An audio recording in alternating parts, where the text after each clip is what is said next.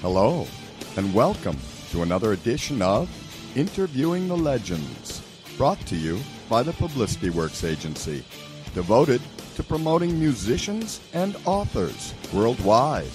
Call us today at 941-877-1552 to start your free publicity evaluation. Remember, we shine only when we make you shine. Please welcome the host of Interviewing the Legends, music journalist, author, and entrepreneur, Ray Shasho.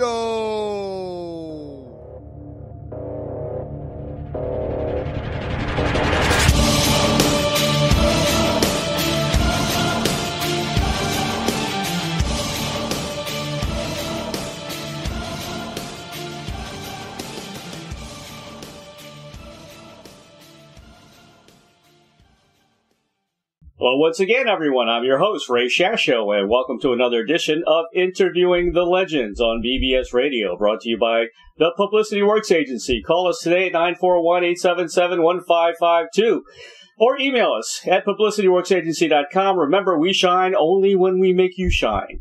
And by the Rockstar Chronicles, Series 1. That's my new book, featuring over 45 intimate conversations with the greatest music legends the world will ever know. Available now at bookbaby.com. Born and raised in West Memphis, Arkansas, Shirley began singing in the church choir at age 9. That's Shirley King. When she was 13, she met another music legend, Etta James. Young Shirley was so impressed by Etta's performance that she made Etta her musical role model. Ruth Brown and the late Mahalia Jackson also greatly influenced the fledge-ling singer. Shirley says, I grew up around the stage watching my dad become famous, but I never imagined I'd become a blues singer too. Miss King came late to the blues, first trying it in 1990. Within 6 months, she was a regular performer at famed Chicago blues club Kingston Mines. 2 years later, she released her first CD, Jump Through My Keyhole.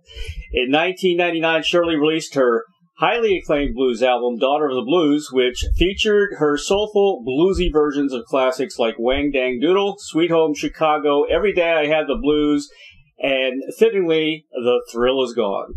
Once her father caught her act, he lent his full support to Shirley's effort at carving out her own career. She admits that having a legendary father helped open some doors for her, but it was her talent, charisma, and high-energy stage presence, along with her big, beautiful singing voice that put her on the musical map. From traditional blues to gospel to funky R&B to smooth soul, Shirley defies genre, and her singing and stage antics never fails to excite her growing number of fans worldwide. Shirley also believes in giving back. She has also worked with kids as an artist in residence with the highly acclaimed Urban Gateways Arts in the Schools program at Chicago Public Schools, and continues to expose school children to the history blues has played in American culture. Amen to that.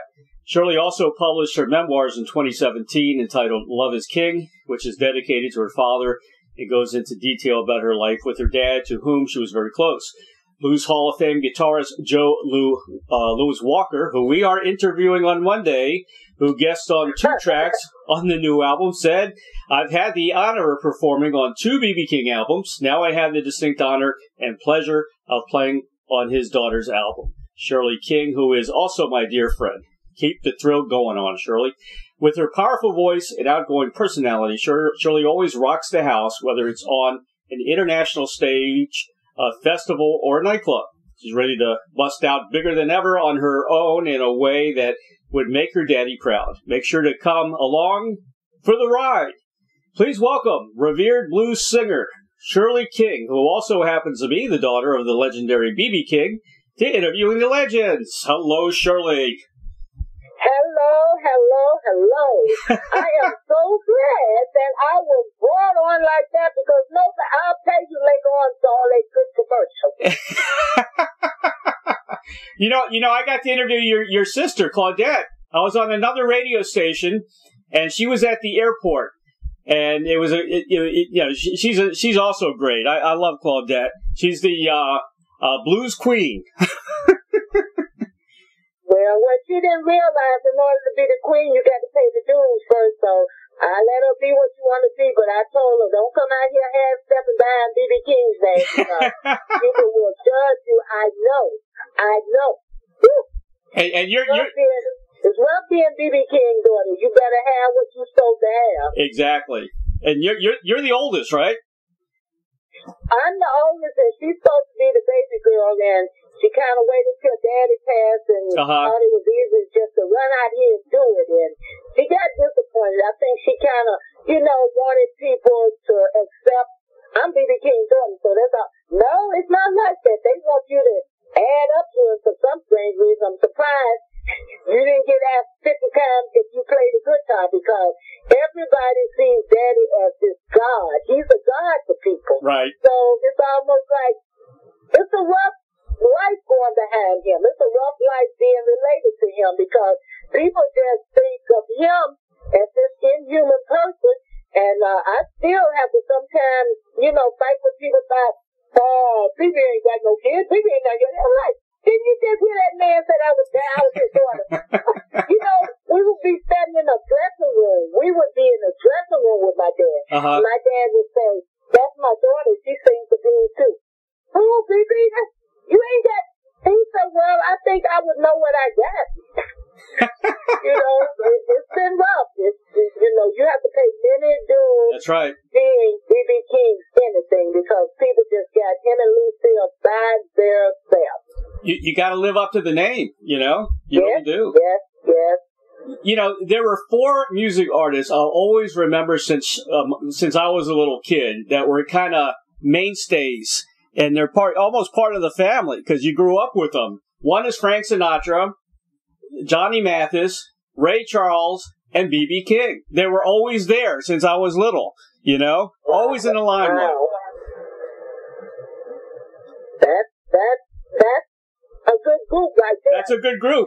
That is the group right there. I didn't get a chance to meet Ray Charles, but I think I saw him maybe about twice. He did a show and I saw him, and of course I couldn't get backstage because I wasn't with my dad. Right. And, I didn't have the proof to tell the people I was really his daughter. But anyway, I didn't get a chance to meet him, but I did eventually start an agent call that was booking his daughter, the one that passed. I forgot her name now, but anyway, she was singing and making a name for herself, and she had lived the identical same life. She had lived the same drug thing and all this stuff that her dad had did. And she was pretty good as a singer too, and she did get a chance to perform with Claudette, because Claudette lived down in Atlanta. That's right. But when her agent tried to get me to do something with her, she wanted me to, really come out here and get the gigs. Like it was my job to, let the daughter of another legend work on what I was doing. I was like, well, what about me working on the other daughter's legend? So, maybe we could work this out together. Sure. It didn't work out. Yeah. But I was really amazed. I was amazed at all the world talent that my father played with that I ended up knowing just because I was around him all my life. Because I'm his only child that he put with his family raised. Later on, he put another daughter in the house with his family. But the rest of the kids kind of grew up with their mother, and they didn't have the chance to be around him like I did. Right. So I think I really suck in more of his energy because I was always there from the time I was 2.5 years old up until he left this earth. So I think that's the reason I don't have a relationship with the rest, because they kind of, how it makes it look like you the favorite, but my dad really didn't let none of us be like that. He didn't want people being jealous of each other. I mean, he couldn't stop it from being that way. It is that way. But he never wanted that to be. He tried to let us all know I love everybody equally, and anything I can do to help any of you guys or whatever, I'm all of y'all daddy. I'm not some people daddy. I'm no matter what you do. If you don't do nothing but just be my child, you don't have to sing the blues to be my daughter or son. Right. So he did try to do that, but it didn't work. Because right now, I'm not talking to nobody, and ain't nobody talking to me. I take that back. One sister called me today. The fighting been going on so long till it really made it bad. But one sister called me today and congratulated me. Her name is Rita. She lives out in Las Vegas.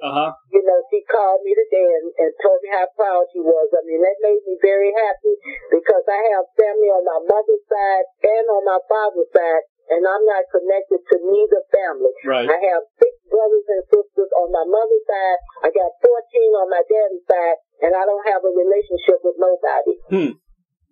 Well, Christmas, I was going to say, Christmas must be pretty expensive with all the family like that, but, you know. Well, Christmas is expensive, and guess what? My daddy handled it. It just, and some of them got greedy and started following him up and down the road, so they were getting Christmas every day. We don't know the difference in Christmas compared to getting money whenever we wanted it. Yeah. Because my daddy was very generous with all his kids, and the grandkids, really, you know, grandkids always ease in from the better hustler.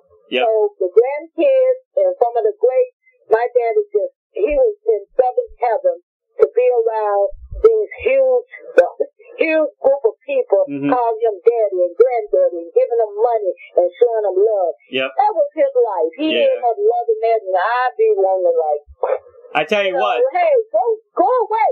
But you know what? My dad said, these are people that will not have me that long. Yeah. So he really tried to look forward to the generation that wouldn't get a chance to enjoy it. Because the ones that he did have around, they got a chance to get everything they wanted out of B.B. King. Because he tried to make up for not being there and being a father. You know, and I'm so glad you're out there because, you know, the new generations need to know about your dad. You know, and sometimes I get mad at the new generations because they got all these kind of phones and everything else to look up history of music and this and that, and they don't bother. You know, I've interviewed so many people, so many legends, and I ask the young generation about them. Oh, I don't know who that is. I don't know who that is, and it makes me mad. Well, let me tell you why. Can I explain why that is? Because first of all, I am B.B. King's daughter. Now, this always amazes people, but I have to be very honest because I know who I am. I didn't like the blues. You know, Afro-Americans do not care about the blues. You know why? Because they say they live the blues. They don't want to hear it.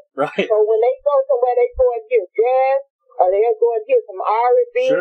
But they don't support the blues. That's why when you came to B.B. King's show, what did you see in his audience?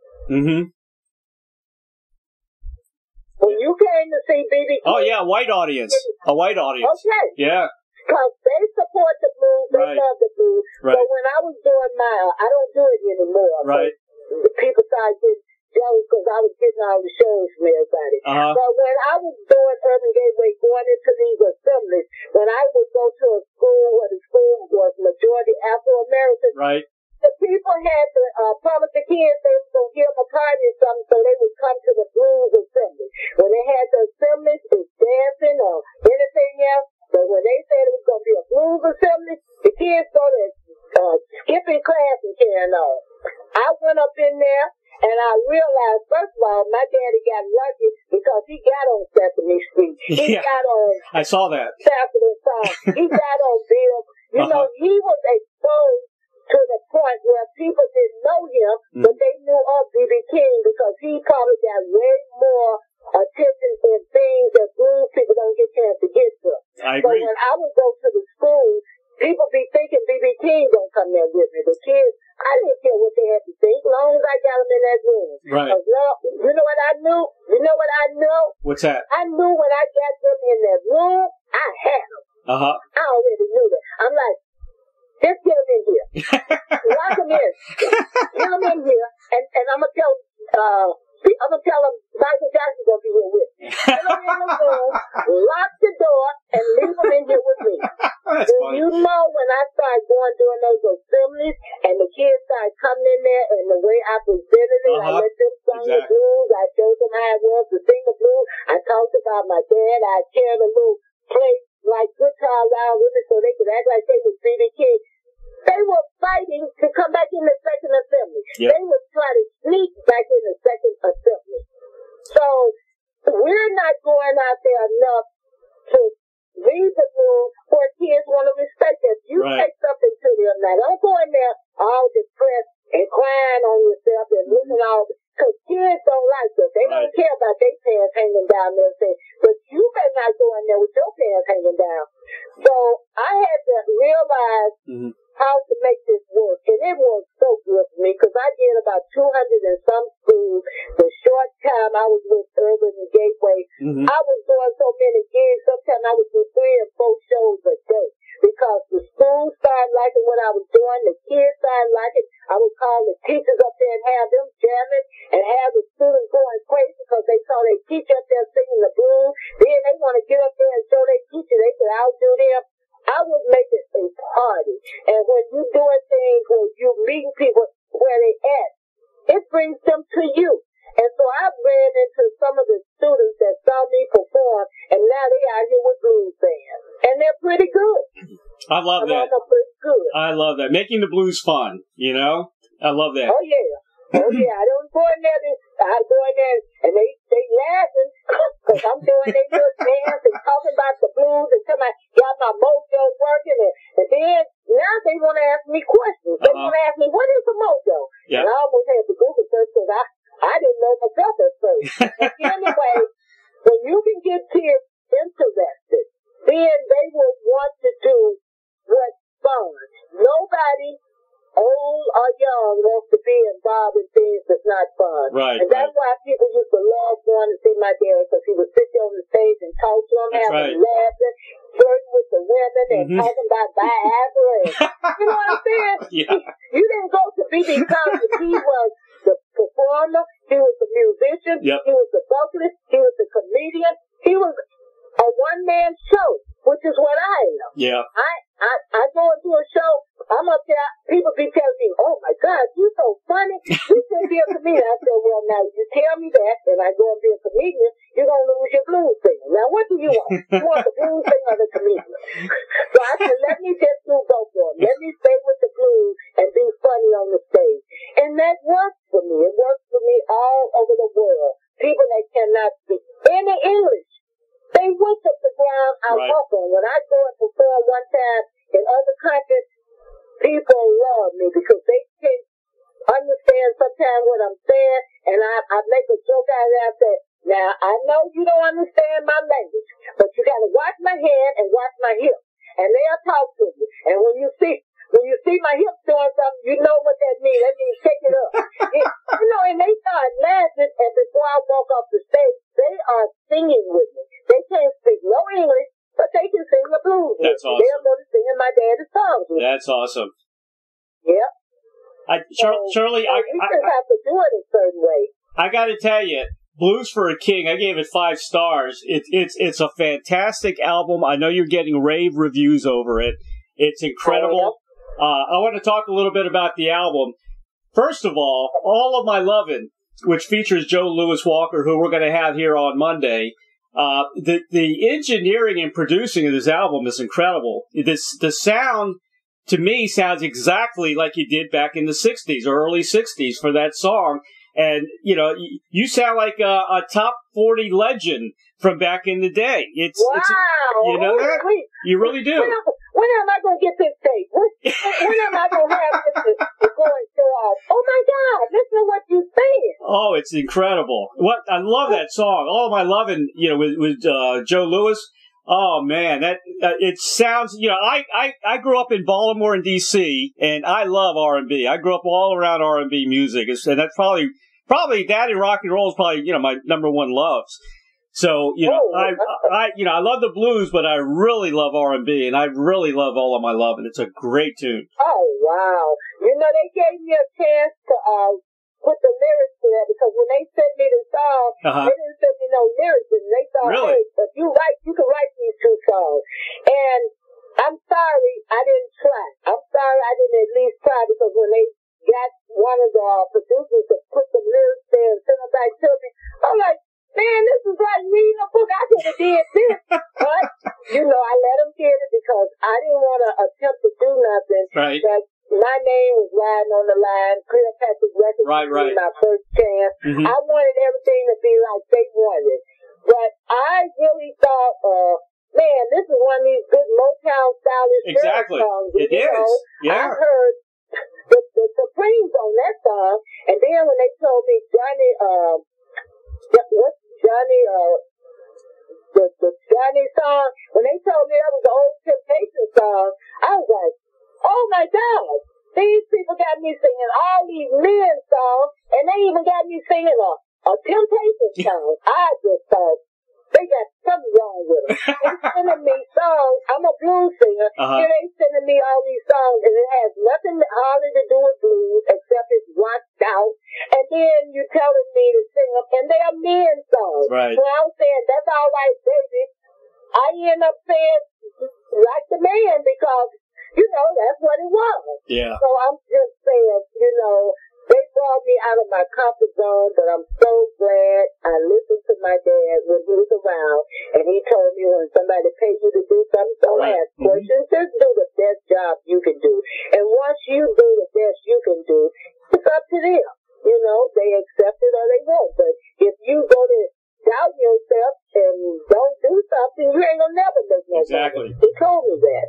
Well, you're a great R&B singer too. I mean, I can hear you singing all the classics and writing your own songs in that format. I have. Yeah. I have 20 songs. I have 20 songs that's original that has never gotten a chance to be on nobody's CD. Oh wow! Because when somebody pays me to do something, right. I have to do what they tell me to do. So I got some. If you like R&B, I got some stuff you love. Oh, I hope you release it. I really do.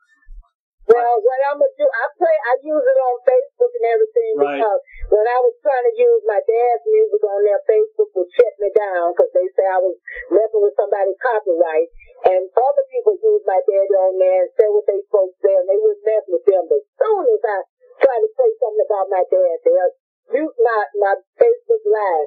So I started playing my music when I'm doing Facebook Live, and I'm doing that tonight at 9:16. I will be blowing up Shirley King original music along with this CD. I will be blowing it up at 9:16. Awesome. You did a song. Now, did you write with Elvin Bishop on I Did You Wrong? I didn't write with nobody. I don't even know those guys. I never met anybody. Really? I only talked to Joe Louis Walker because he was a real friend of my father. Right. Out of all the famous people that had ran up behind B.B. King and said they was his friend, and Joe Louis Walker had never met me. I had never met him. But when my daddy died, he got on the phone. He found me. He got on the phone. He called me, asked me was I all right. He talked to me a little while, and he tried to connect me with his booking agent. But that didn't work out because I didn't have a lawyer to read the contract. Right. So I stayed away. But Joe Louis Walker was the only famous person called me when my dad died. Wow. Only one. And then to come back around to the circle and for him to be on my CDs and be playing, I'm like, God just don't, whatever's meant to be will be. Because I'm pretty sure now, if they want to throw a tour together with me and Joe, they'll do it now because there's a purpose and a reason. But at first, like I said, when Cleopatra, I don't know anybody at Cleopatra Records. I never met Brian, the label owner. I never met John Lester, the guy that's getting all these interviews.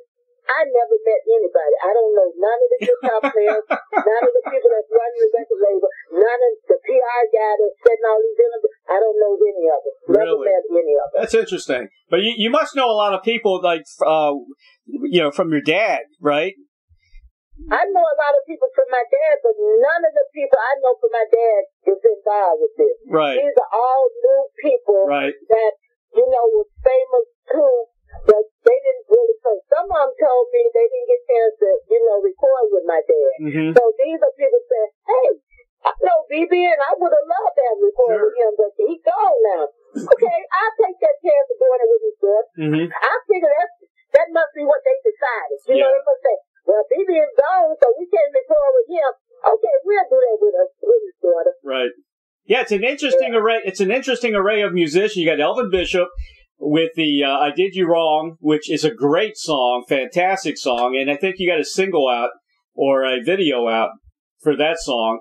You got That's All Right Mama, which is a great version with Pat Travers in the background on guitar. That Can't Find My Way Home, of course, with Steve. It's a Steve Winwood song. Martin Barr from Jethro Tull's on that. I mean, all your versions are incredible. They're so good. I love them all. Everything was done by Cleopatra Records. I knew nothing about none of those songs, and the only song I knew about was that last. Right. And I did know about Junior Wells' song because I used to see him here in Chicago. Right. But all the rest of those songs, that was totally Cleopatra's choice. Well, they did a great job. You both did a great job on the album. It's incredible. And the way they came up with, I don't know because I've never asked them because we've been so busy promoting this CD. But I don't know if John did all the selection of the guitar players because by him being NPR and working with all these different people, I think he was able to get the guitar players to come over there and play with us. I'm not sure how nothing went once the tracks left Shirley King's hands. Well, it's a wonderful, wonderful album. Again, you got Johnny Porter with it's a Ry Cooder song. Arthur Adams is featured on that. You got Feeling Good. You know, the Robin Ford's on that one. Is a Nina Simone song. Give It All Up. I know. Wow. Great song. You know what? Sometimes when they must have started thinking, wait a minute, this is a female we record here. We got to give her at least 2 women songs. It's about time. Excuse me.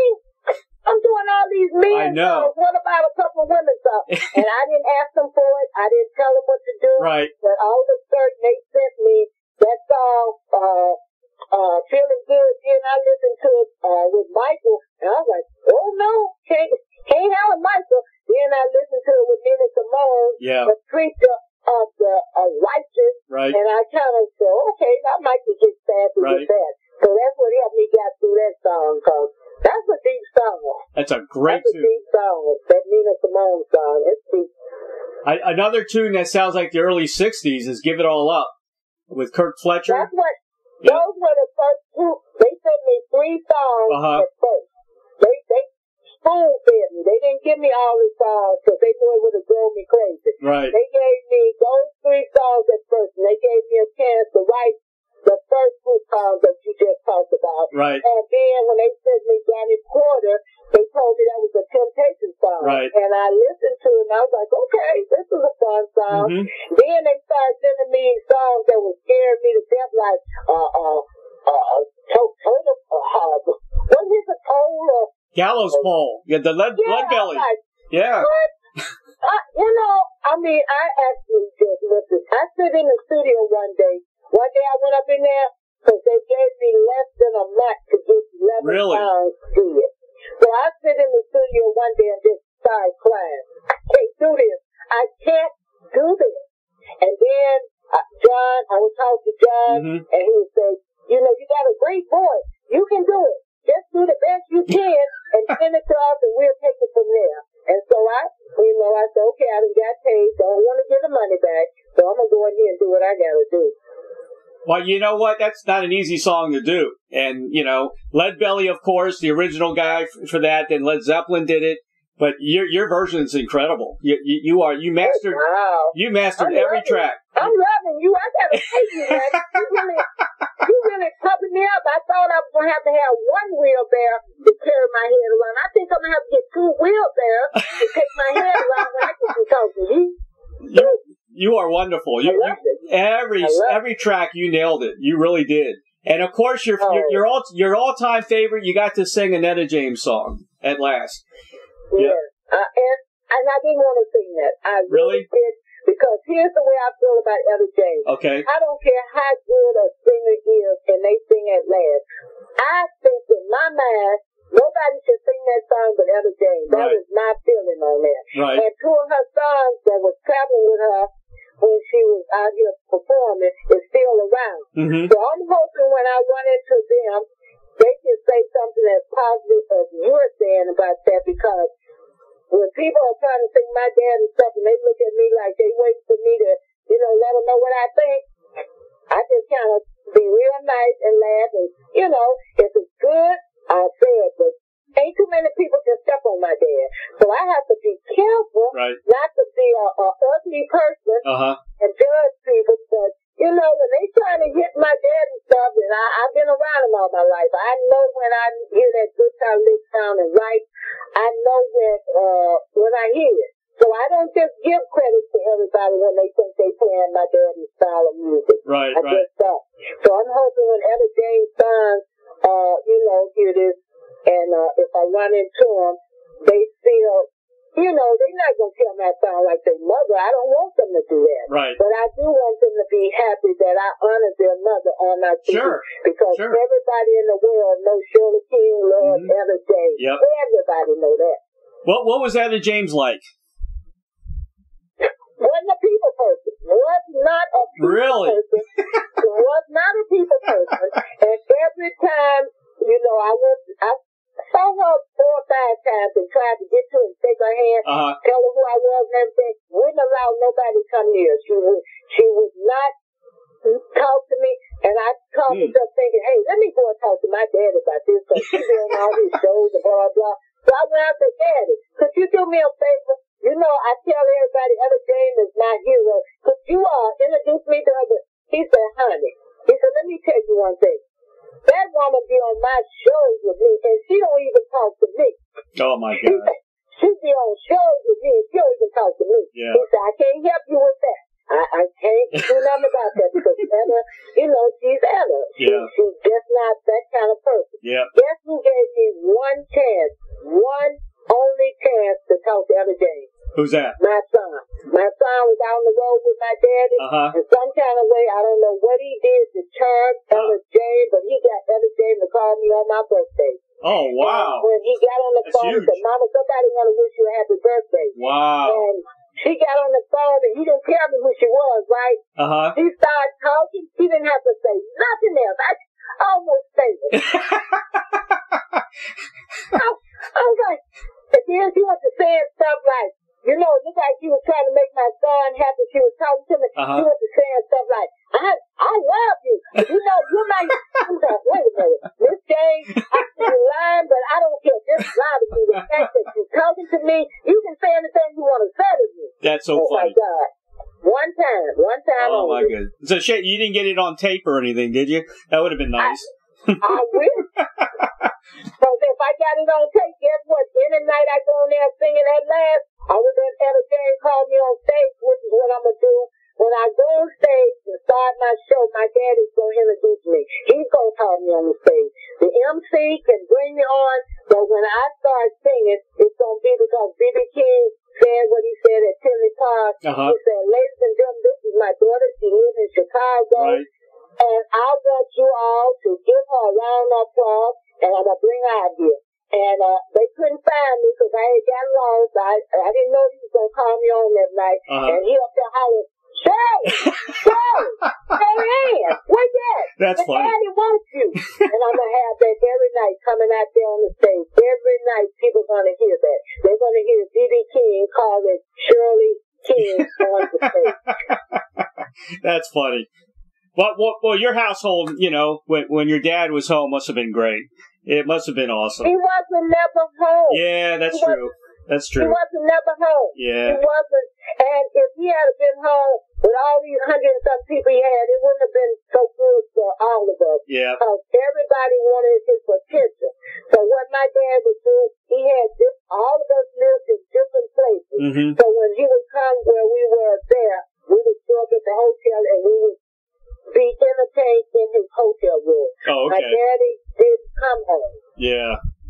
He came through and dropped his stuff off, and everything somebody gave him, he worshipped it. I don't care if they gave him a flower. He kept it. Yeah. So he would come home, unload his stuff, drop his stuff off, and keep on going. My daddy was at home the first time ever on Christmas 2014 before he left this earth. He tried to be a father for one Christmas with the few people that could come to Vegas, because people always expected him to give them money to come see him. And so a lot of them didn't have no money, and I was glad of that. So only a few of us was there. He sit at the table and tried to joke and laugh, and he was sick. He was pretty sick. Yeah. But he tried to be a father. I guess he felt he was leaving us, and those few that was there that night, I don't know how they feeling nowadays to think about. I finally got a chance to spend a Christmas with my father. Right. I had been around my father all the many years, and I had never had a Christmas at home with my father. Oh, that's sad. But you know, you got. I guess that's the price of fame. I guess you know. That's I guess that's the price of fame. You know, you have to go out there and entertain all the time. That's what he always was saying. He would feel so bad how most of us complain always about him not. He said, "But look how y'all like to spend money. Look at you. You're spoiled. You want to spend money. Well, if I had been at home with you all, I wouldn't be able to do it." Yeah. And so it made sense to me, and it really made sense to me because I didn't have to depend on my dad to give me money. Right.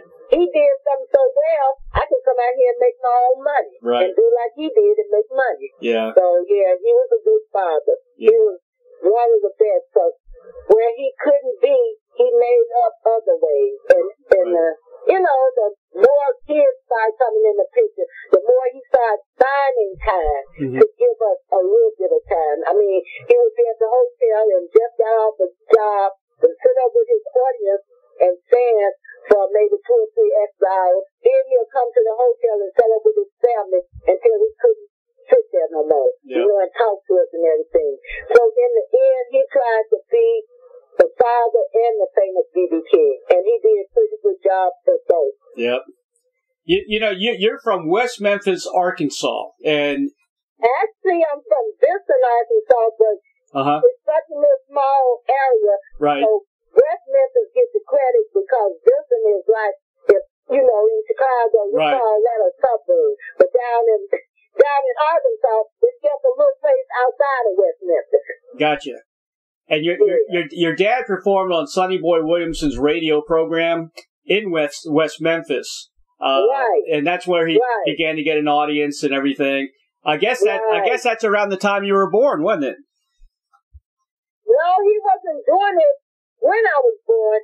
He started doing it after I had been here for a couple of years or so, because actually in 49, I was born in 49. Right. And in 49, he was still, you know, cat daddy. He was still married to his first wife. He was still out here trying to make a name. Once the 3 of us was born in 49, 3 kids he took ownership of that was born in 1949. So he was just getting his feet wet. He wasn't out here that good yet. Right. About 52 or 53, that's when he started going over in West Memphis playing the gigs with Sonny Boy. So Sonny Boy was the famous B.B. King back in them days. Right. And he was working with everybody. He was on radio.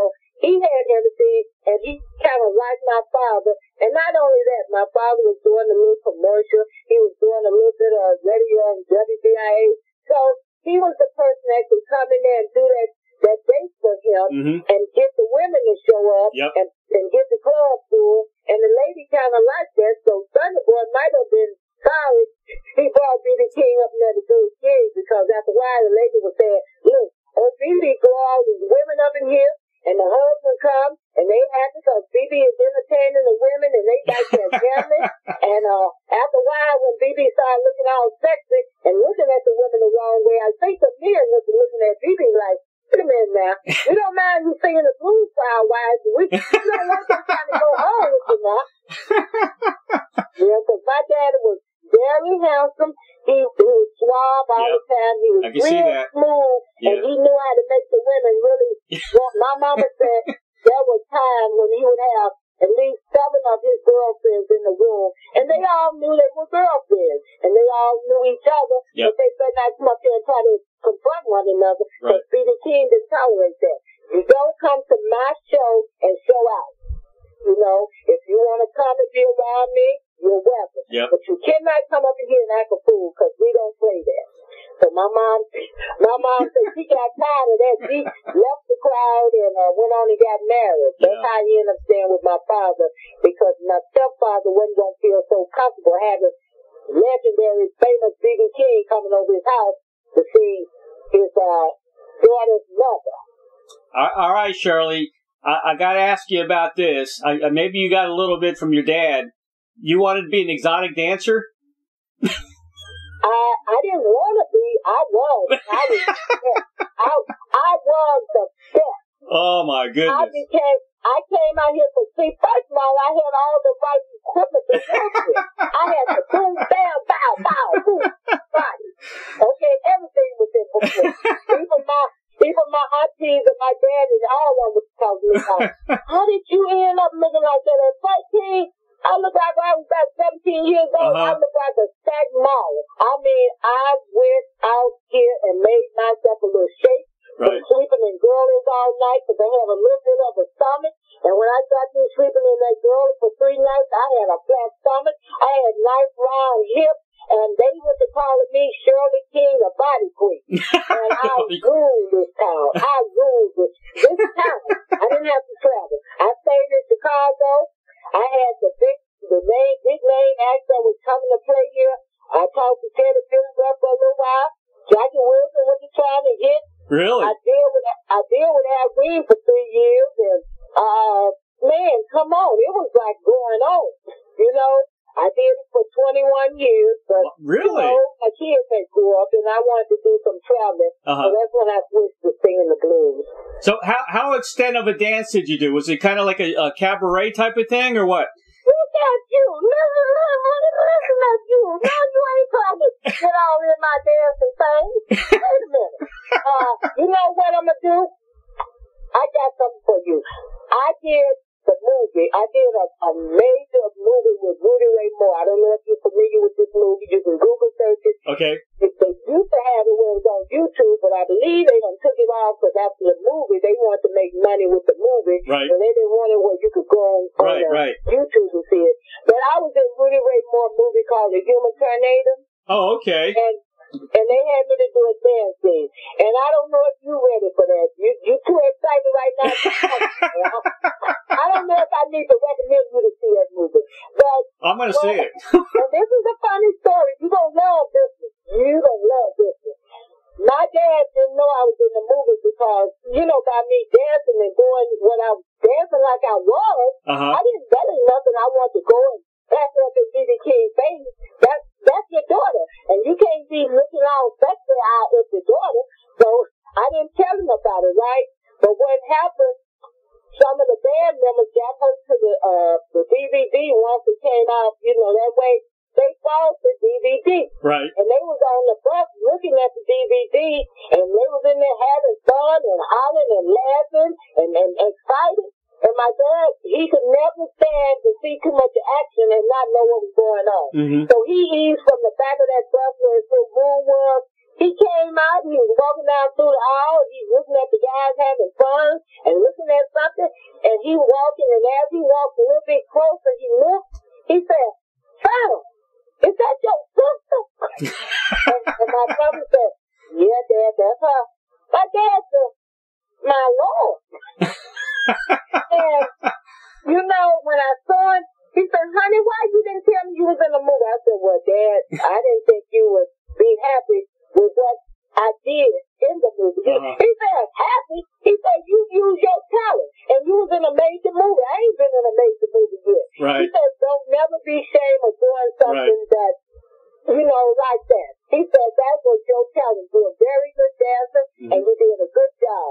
And from that time on, when my dad would lose that DVD or somebody would steal it from him, here he comes. "Honey, somebody stole my DVD. Could you give me another one of them?" I had to go and make a lot of copies, so every time he asked me for one, I could give him one. He was so proud of me in that movie, and him and Rudy Ray Moore were kind of friends, because, you know, Rudy lived in Las Vegas, and Red Fox lived out there. So Daddy was around them guys, because sometimes they would be opening acts on the casino shows. Yeah, so he knew Rudy very well, and he thanked Rudy for putting his daughters into the movie with him. Right. And I just, you know, I did some things on my own that my dad got a chance to see, and he was proud of it because he didn't have nothing to do with it. And that's what made him the most happy, to come out here and see me doing something where I could bring it to him and say, "Look what I did, Daddy." It was like showing him my report card with an A on it. Well, I'm looking at the movie now. It's Human Tornado, 1976. It came out. Yes, I had just had my daughter, so they had to put a lot of secrets and stuff all on my stomach. I had just had my baby. Woody said, I don't care what you done had. If you still carrying your baby, you gonna be in And your name was Shirley King, right? Shirrill, and that's what they got you down on. Well, they might have misspelled it, but my name have always been Shirley. And let my daddy tell you, he would say my name was Shirley Ann King. Right. No, my name was Shirley King, but I noticed that if I put that I in front of that hour, my name is Shirley. So I might start doing that next year. I might be coming out on the stage being called Shirley. So I got my daddy's name at the end of my name. Yeah, I'm going to watch the movie. I'm going to get it. I'm going to watch it. You are too much. I got to now. You are too much. I mean, come on now. You know, we done went all the way to this dancing thing, and you done went and found it already. I thought they had took it off. I didn't know it was still on there. I got to see Shirley King, the exotic dancer. Are you kidding me? Oh yeah. Well, you know what? That's almost the only way you're gonna see it, because when I was doing a lot of dancing, as many shows as I did, and as many times people came to see me, do you know we wasn't using videos and taking pictures too much? Right. I've been begging people, do they have any kind of videos on me when I was dancing? Mm-hmm. Do they have any pictures when I was dancing? Not hardly. Nobody got nothing from my dancing. That's a shame. That's a shame. Yeah. It is. Yeah.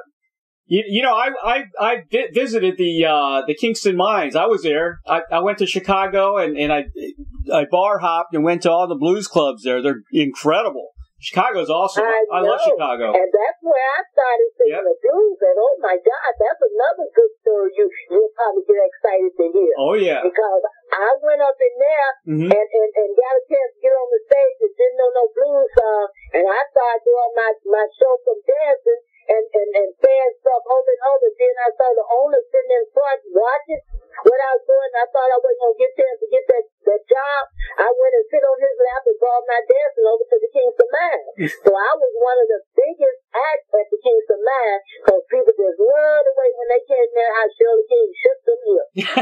I added my whole little dancing thing into singing, because I saw where people would get excited. And as you know, that was a club full of wildness. You know, when you come up there, people come up in there night after night. Every time they have a convention, that's when everybody comes when they through with their convention, right? So people be coming up there with their three-piece suits on and looking all like they going to church. By the time we get through with them up in that Kingston Mines, they be done cook their cows and they be done loosen their shirt up and they be drinking and throwing money up in there. I'm like, whoa. You know, that was one of them kind of places. Yeah. Kingston Mines have always been a place where people come to a party and have a good time. Oh, yeah. I stayed till closing time, and I sat at the bar with Doc Pellegrino, who was the owner. Yeah, that was my boss. And that was my first boss to bring me in on the blues job. Mm-hmm. I mean, he gave me that job. He told me, after I got through shaking in his lap that night, he said, I don't hire nobody to fire nobody. I don't fire nobody to hire nobody. He said, but as soon as I get a place, I'll be calling you. He must have did something, because less than 3 weeks I was working there. Well, Shirley, I didn't know you gave lap dances, too. I didn't know it neither. But it benefited me that night. That's what I did. Hey, you know, if it'll get you the job, you know, you got to do it. Yeah, it got me the job, and then it made people started showing up in there to see me every night. Right. Because they had never really seen nobody perform and do the things I did. Yeah. So I started working one night, then after a while he gave me 2 nights, then I was up to 4 to 5 nights a week working at Kingston Mines every week for about a year. Chicago's a great town. I love Chicago. And the nightlife is incredible there. It really is. Yes, it is. Yeah. Yes, it is. Shirley, I just want to think about it. Before a lot of these legendary people died, I know. All these people used to be right here in Chicago. I know. Everybody. Yeah. Shirley, I want to mention your memoirs also. Love is King. It's available. I believe it's available on Amazon. You can buy it at Amazon.com. That's the only way you can get it, because that's the way they control it to keep it from making money out. I know. I got a couple of books on Amazon, and I don't want to say anything, but they don't help you. Well, no, this is people, this is the agent that helped me build the book. She don't want to pay me, so it's controlled when it's on Amazon. So when I go and get the book to sell it, I have to pay the same amount of money you pay to get the book. I know. And so I go and do it anyway because, you know, it looks pretty impressive to be a blues singer with a book. Exactly. It looks like a great book. I'm going to buy it. I'm going to go ahead and get it, you know, because you got some great stories. Well, I like you. I like the excitement you are, and I like the fact that when you found out about me dancing, I'm going to get that book and sign it, and you just send me a mailing address. I'm going to get the book for you, and I'm going to sign it. And thank you. I like somebody that gets excited about me. You do that, and I'll send you my book. I got a new book out, too. We'll do that. We'll do an even exchange. Okay. There you go. So send me a mailing address, and I'll send you my mailing address, and we'll exchange books. How about that? I'll give it to John. I'll email John. No, you have to send your book to me because what's happening is that I don't want to depend on waiting for something through somebody. Okay. And John is promoting Joe. He promotes other people, and that's what caused him to be a little fussy because he's trying to get everybody all these interviews, and if something gets messed up, you know, he's almost like ready to go at you for it, and it wasn't my fault. So I want you to send that book to me. I'm going to send you a mailing address. You send me one, and we're going to exchange the book to each other. Sounds good. I appreciate that. Okay. Shirley, here's your last question, real quick. If you had a Field of Dreams wish, like the movie, to perform or collaborate with anyone from the past or present, who would that be? If I had a chance now that I did the CD and feel my comfort, I am looking forward to maybe eventually getting in the studio with Chris Stapleton. Because I did Tennessee Whiskey and I knocked it out the eyes. I'm going to send it to you. I'm going to send you a remake of what I did on my own. It's not out, you know, I didn't do it to release it. I just tried it out. I liked the song. And when I found out that Chris Stapleton sung it, I went and Google searched him and listened to him sing it. I was like, gotta get on stage with that man. Got to get on stage with him. Right. That'd be awesome. So that's my dream. Charlie, please put out that R&B of your original stuff, because you know that I will love that. I hope that gets released. I really do. Well, when you send me a mailing address, I'm going to burn a CD and send it so you can listen and let me know what you think. I will. I sure will. Shirley, thank you so much for being on the show today. Good luck with the new album. 5 stars all the way. It's incredible. You're a fantastic person, multi-personality. I love you. Thank you, and I love you too. And when you look at that movie, you think about me, okay? You know I will. Okay. All right, you have a good All right, Shirley, take care. Okay, bye-bye. God bless you. Bye-bye. God bless you too. Thank you.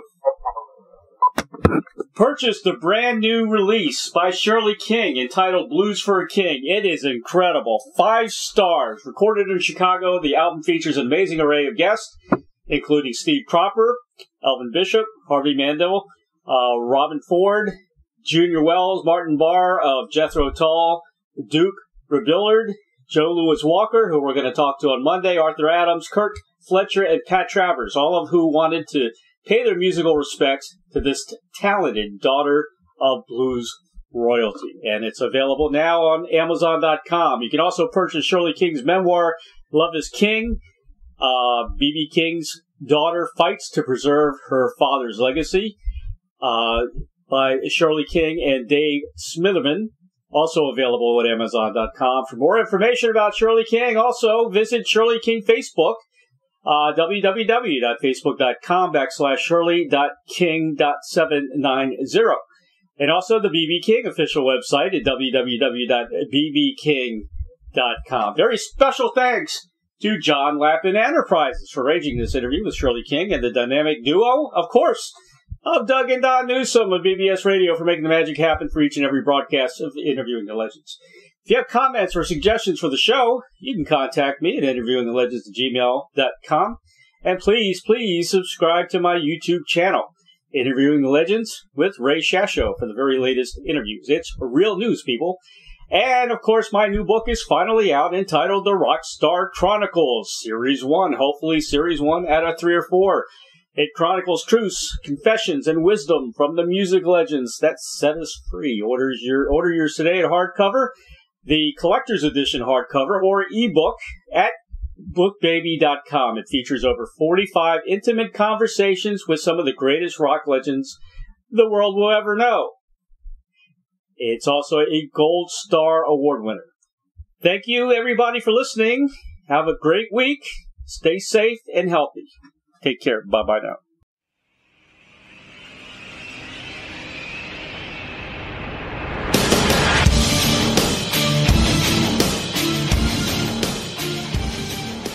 Thank you, everybody, for listening to Interviewing the Legends. Brought to you by the Publicity Works Agency. Call 941-877-1552 or visit us at publicityworksagency.com, specializing in author and music artist publicity plans. We shine when we make you shine. Tune in to Interviewing the Legends every Tuesday at 7 p.m. Pacific Time on PBS Radio, Station 1.